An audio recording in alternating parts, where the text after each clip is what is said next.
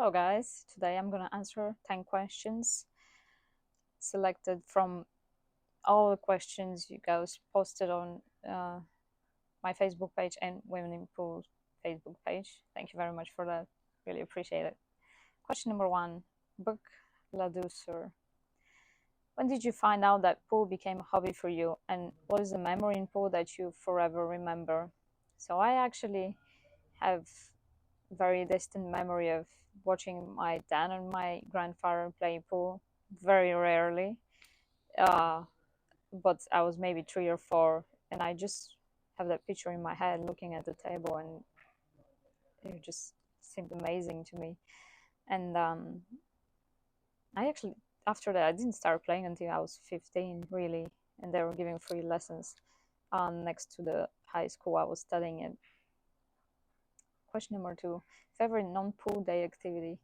So I love running outside in nature. I love nature in general, so probably that will be for me.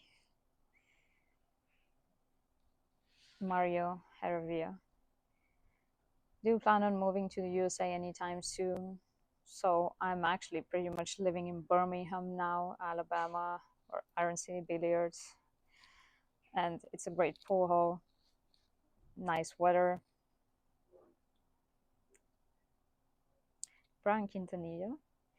How are you planning to take your game to the next level? That's a great question, because when you've been practicing for a long time, eventually it becomes very hard to actually step up your game, because you have to change just some tiny details to uh, take your game to the next level. And for me, I think that will be focusing on the mental aspect, my stamina, and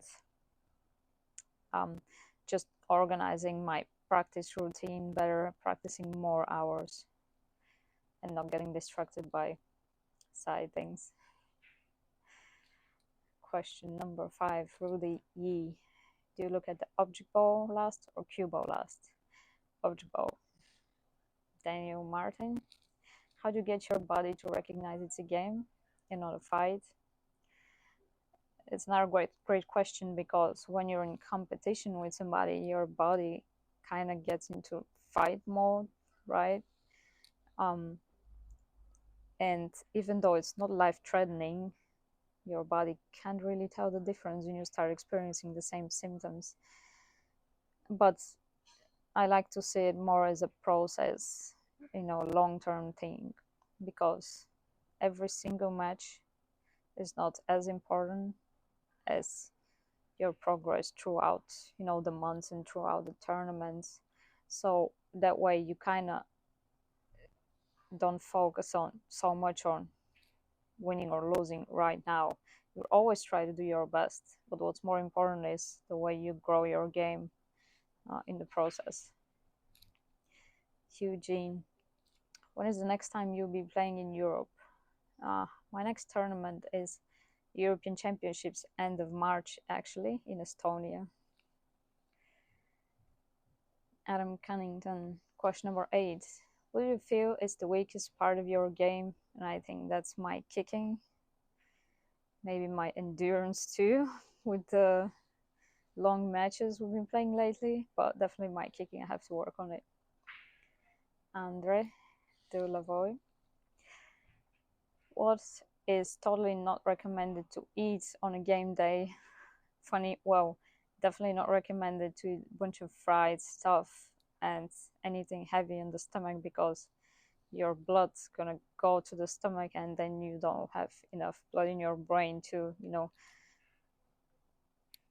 for the problem solving that the game requires.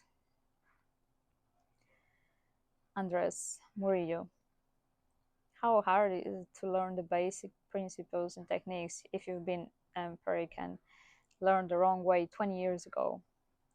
Obviously, if you've been doing something for such a long time, it's hard to break the habits, whether it's pool or any sport or your personality, anything.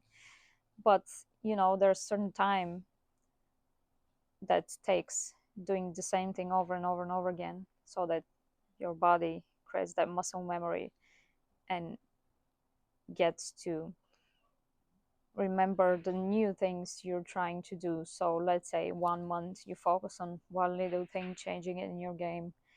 The next month you're adding a new thing, and then slowly your body's gonna start to change this, remember these changes, and it's gonna start doing it automatically. It just takes a little bit of time, but everything's possible. Thank you, guys. See you next time.